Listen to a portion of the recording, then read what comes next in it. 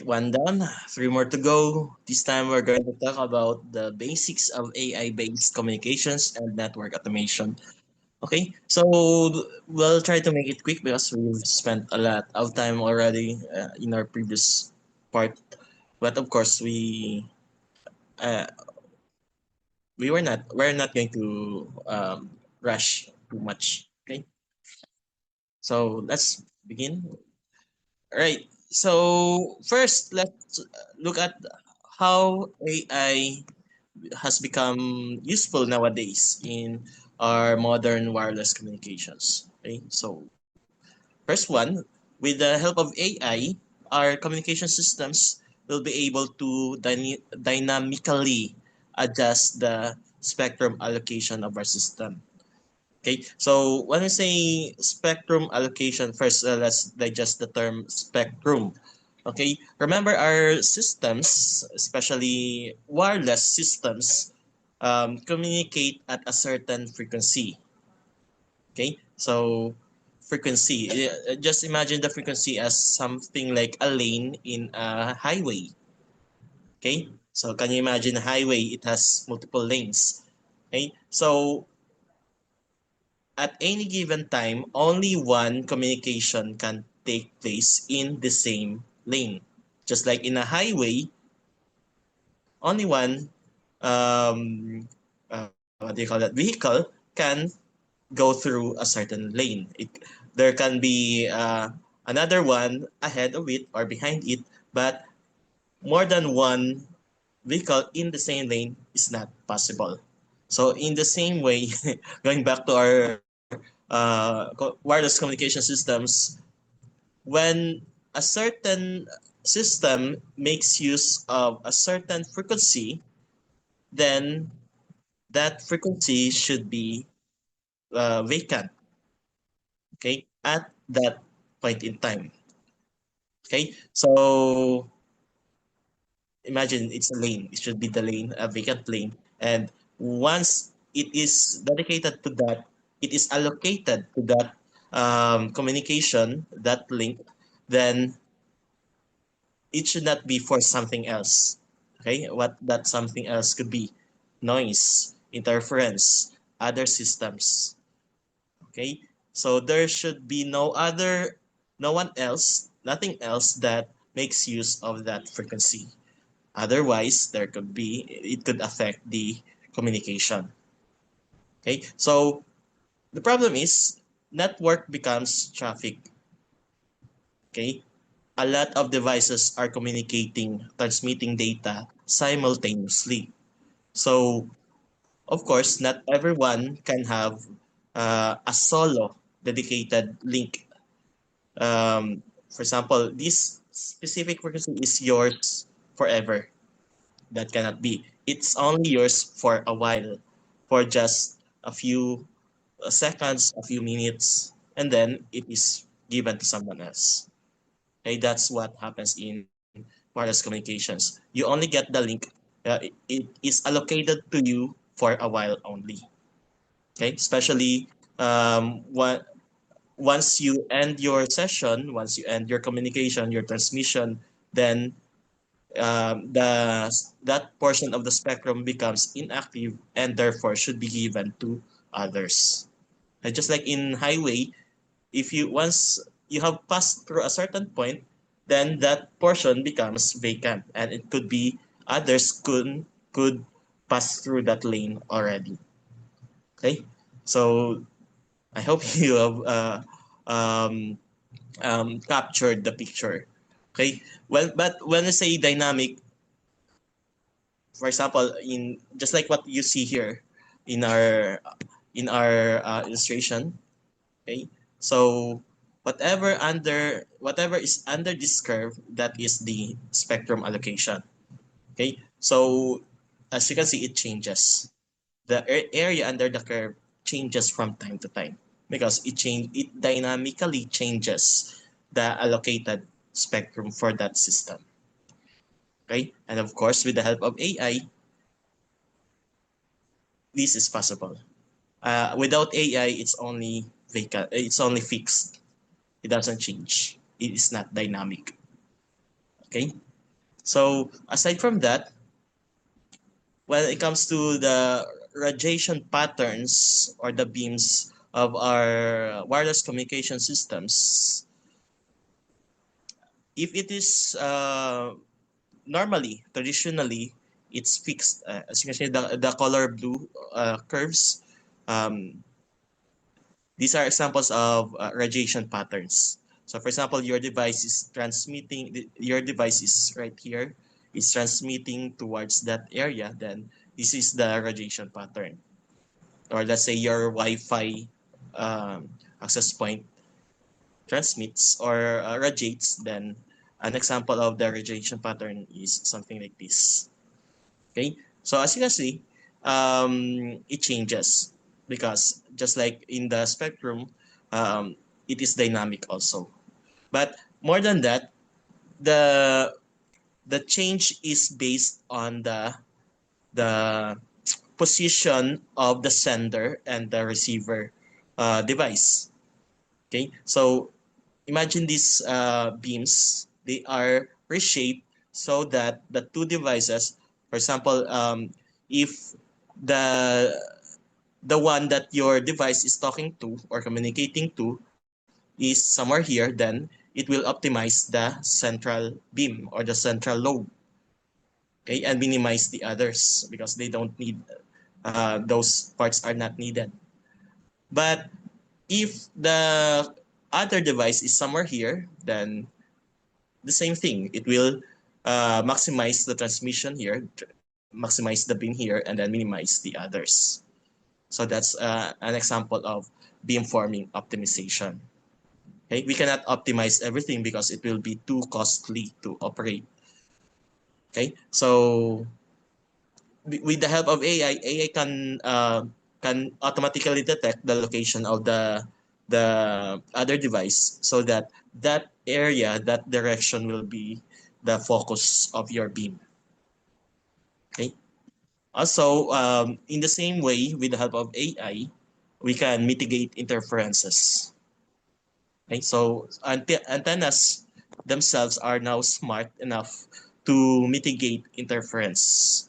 Okay, remember with the interference is destructive, normally a destructive component in your signal. Okay, and we don't want that. So in short, with the help of AI, we can remove or we can get rid of interference also automatically.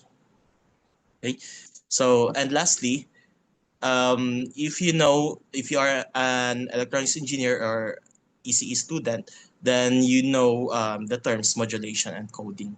So um, different applications follow a certain modulation technique or coding technique.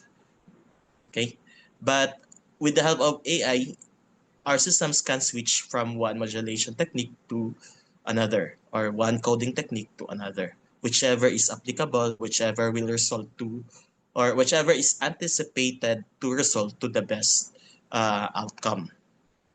Okay, so that's nice, and because without AI we normally do it manually or do it physically. Okay, and which is uh, quite difficult for us. Okay, so with AI, okay, telecoms and data networks can now predict traffic patterns and allocate resources efficiently. They can also detect failures or cyber attacks before service disruption. And with the help of AI, they can now optimize routing decisions automatically, dynamic, dynamically, and they can also automate configuration and troubleshooting. So just like what I said earlier, self-healing electronics. So remember that communications networks are now required to support massive data streams, respond instantly to faults, congestions, and security threats, and manage thousands of devices without manual intervention. Hence, AI is a very big plus when applied in telecommunications and networks systems. Okay, so now we keep on mentioning AI and machine learning. Remember that AI is like the superset, and a big part of AI is the machine learning. Okay, so machine learning or ML transforms raw data into useful decisions. So if you remember what I mentioned earlier, um, 4.0, Industry 4.0 is driven by data. Okay, so from data, we can now have useful decisions automatically with the help of ML. Okay, for example, every switch, router, or access points produces logs, traffic records, and performance metrics.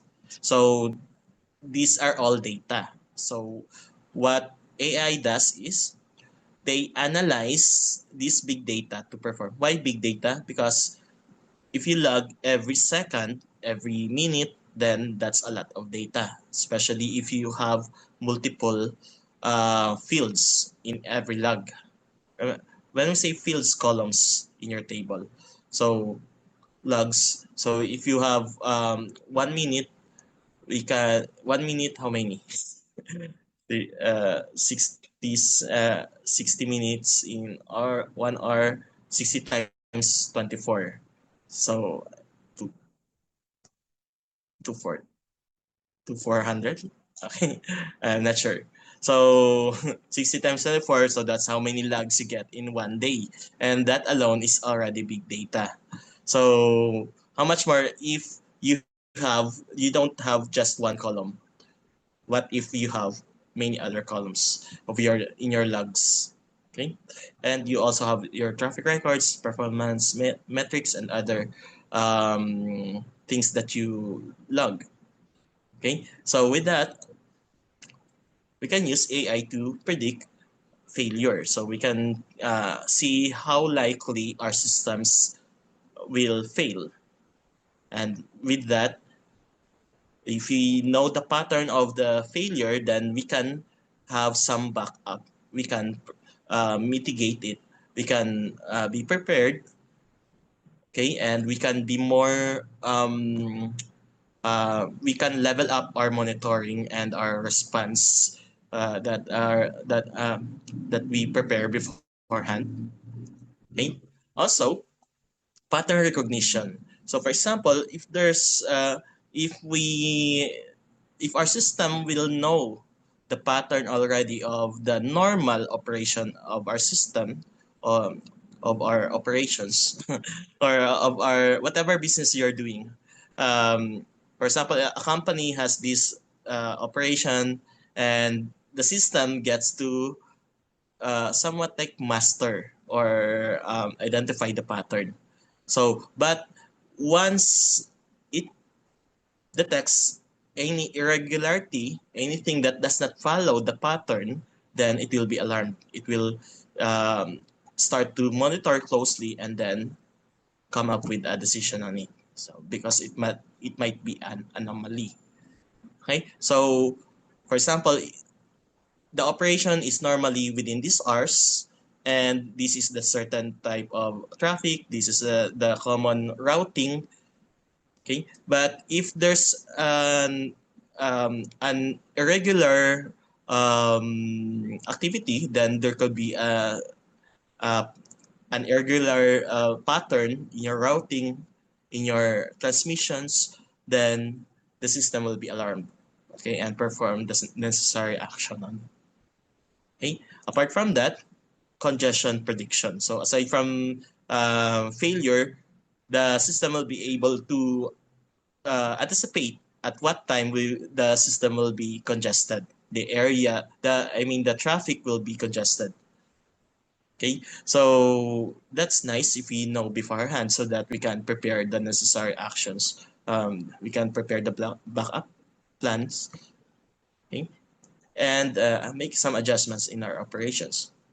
Okay, I also mentioned anomaly. So with the help of AI, by um, um, by memorizing the patterns in our operations, then the system will be able to determine whether there is an anomaly or not. Okay, and with that, the system will automatically perform the um, necessary response for that. Okay, so with the network automation that uses AI, we can do or manage tasks such as self-configuring routers and switches, so devices automatically configure themselves when installed, which means no manual programming. Also, with the help of AI, these our networks can have automated load balancing. So load balancing, if we have these different routes, then the system will be able to distribute the routing, okay, so that the traffic will be balanced. No no single route is congested. Okay, so traffic is distributed intelligently across servers or links to avoid congestion. And another thing, we have the smart quality of service or QoS management. So we have, for example, essential services such as voice, emergency data, control signals. They can be prioritized automatically, especially during heavy traffic. So the system will be able, with the help of AI, they will be able to identify whether there is an emergency voice or data or a control signal. So that the other things that are being transmitted simultaneously with that, it will be less prioritized. They will be held for some time, and so to give way to the emergency or essential services. Okay. Also, we have the automatic fault detection and recovery, such as when a link fails, AI reroutes traffic instantly, keeping services interrupted, or what we call the self-healing electronics. So, self-healing electronics also applies to networks. Okay. But there are some challenges and at the same time opportunities regarding AI in communications and networks. So um, take note that smarter networks that fix themselves without human intervention. We can have that with the help of AI. We can also have improved customer experience through stable, high-speed connectivity. Okay, so these are more opportunities actually. And other than that, we can have lower operational cost for service providers, and we can have the foundation for 5G smart cities, autonomous vehicles, and IoT ecosystem. So with the help of AI-based communications and networks, we can have these things. But remember, what comes with them are challenges like data privacy.